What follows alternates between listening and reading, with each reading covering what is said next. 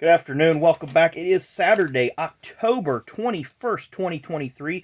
We do have a couple of birthdays to talk about, as well as a couple of events.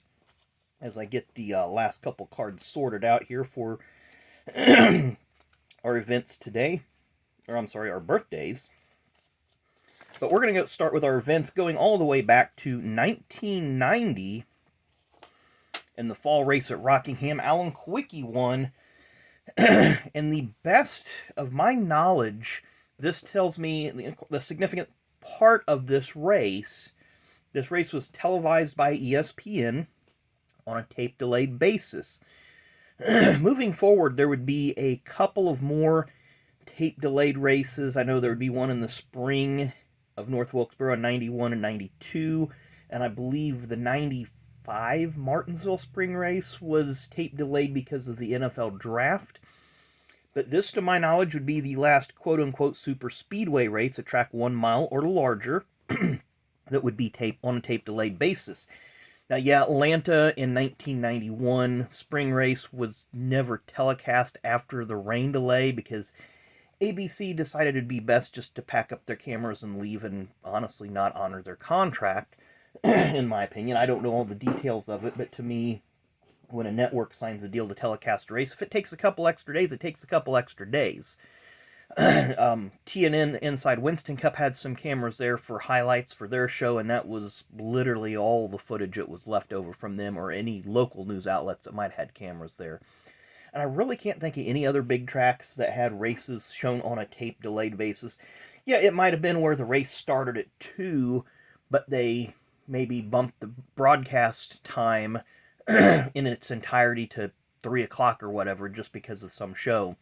Or maybe it was preempted because of, a tennis match or a golf match or something going over.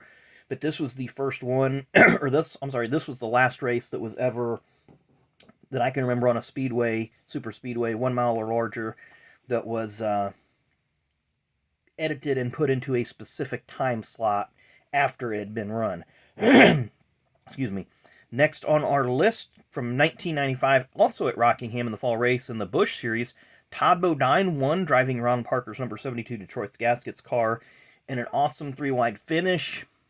Todd had replaced Tracy Leslie, who had been recently released in, I believe may have been Todd's first race in the car, and promptly goes out and wins. 2001 at Talladega in the Cup Series, Dale Earnhardt Jr. wins his first career race at that famed track, and this would be first of 4 in a row for him at that track.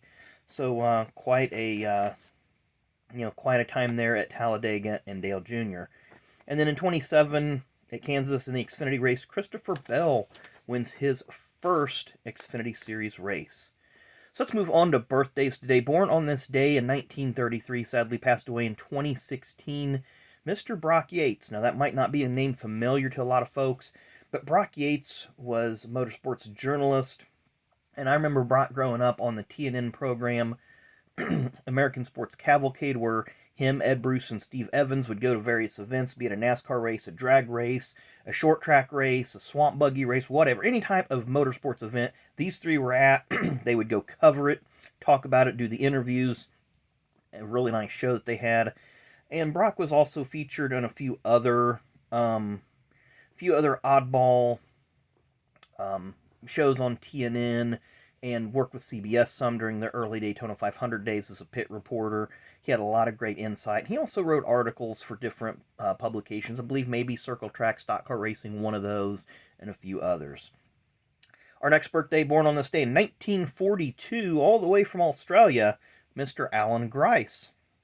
Again, another name you guys might not be familiar with, but in the late 80s when Calder Park Thunderdome opened up in Australia, Allan was one of the favorites down there in their faux NASCAR series. They had some stock car series down there.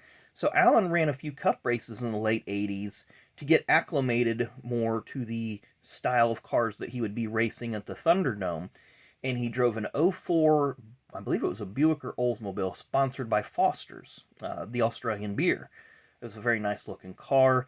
Allan didn't have much success over here, but, he was if I can recall, the first Aussie to race in Cup. And our final birthday, the one that we do have cards for, former NASCAR crew chief, born on this day in 1953. And he's got a really good set of interviews on the Seed Vault podcast, so I recommend you all go over there and listen to him. That would be Mr. Pete Wright. So here you see when he's with the Smokin' Joe's team. We're going to just kind of hop around here. Terry Labonte's team there, the Kellogg's Cornflakes car. Actually, the 92, that might have been the Larry Hedrick car. He worked for the Hagen team, so he was with Labonte. I was just thinking maybe that was a picture from 92. And again, there he is with the Smokin' Joe's team. That would have been with Hut Strickland at the time. Trying to see who he's got there on the patch there, but this, again, Cornflakes. It's going to be Terry Labonte's team. Working with the, there's a nice look at the Terry Labonte, and you can see what time of year this was. So this was after Quickie's death, but before Davy's death, as they, most of the cars ran 7s and 28s on their C posts, or B pillars. There's another one with the Smokin' Joe's uniform. We got a couple more here, back to the Kellogg's and back to Smokin' Joe's. So happy birthday to all these individuals. Hope you all enjoyed the video for today. Once again, we are planning on going down to Circle City Raceway later today and hopefully have some nice videos from there as long as the weather cooperates. So as always, thanks again for watching, and we will see you tomorrow.